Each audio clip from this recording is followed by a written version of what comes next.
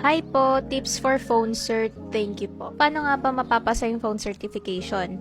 If you guys are not familiar with it, phone certification is one of the major exams during the training. And you need to pass this in order for you to be endorsed to a client. Okay, first, listen attentively during the discussions. Take down notes as much as you can, especially if there were examples or scenarios or mock calls given during the discussion. Possible kasi na yung mga scenarios na yon doon lang magre-revolve yung phone certification. Mabilis yung phasing nung discussions, kaya I highly suggest that you practice your typing skills para hindi kayo mahirapan to take down notes. Second, organize and review your notes. Makakatulong yung organized notes para mahanap nyo ng mabilis yung mga protocols kasi marami siya guys. And ang ginagawa ko before is I use Google Docs to take down my notes kasi I find it easier that way kasi mas mabilis ko siyang nahahanap. I tried OneNote before but it did not work for me. So, choose what works best for you. Third is to participate during the discussions. Be as active as you can.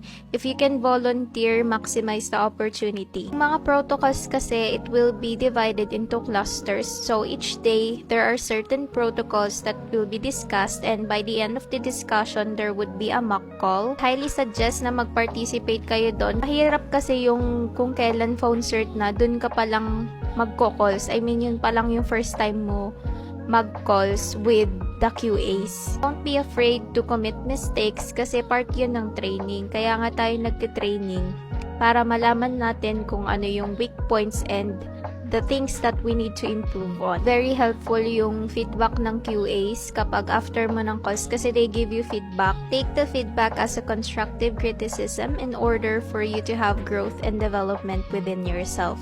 Huwag mong isipin na ginajudge ka ng mga QAs kasi kaya nga tayo nagte-training so that they can help us prepare para sa phone certification. Ready ka na. Fourth is to create your own script based on the protocols.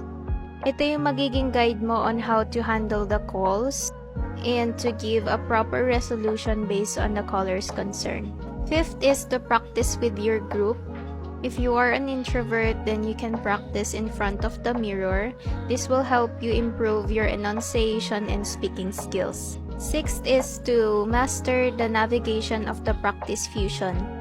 This is important because you need to show your technical skills as well. Dapat alam mo kung paano siya i-navigate or ano yung kailangan mong i-check doon sa EHR para hindi ka maliligaw. Next is to enhance your problem-solving skills. This will help you address the caller's concerns effectively. Kasi during the phone certification, possible na multiple protocols yung ibigay sa'yo and not just one. Important tip to this is to do the verifications first. Pay attention to the details and ask clarifying questions when needed. Ito na papasok yung importance ng probing question.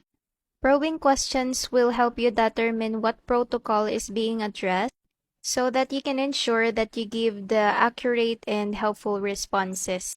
Second to the last tip is huwag mataranta. Always maintain your composure. I know this is hard to do, pero remember that preparation is key. Just relax yourself so that you can think clearly and identify what is being asked. Huwag mong hayaang pangunahan ka ng kaba kasi kapag kinabahan ka, you will get mental block. Ending, lahat ng preparations mo, lahat ng hardships mo, masasaya. So never let that happen.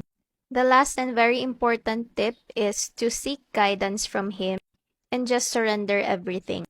Nag-prepare ka na, ginawa mo na yung best mo, God will do the rest.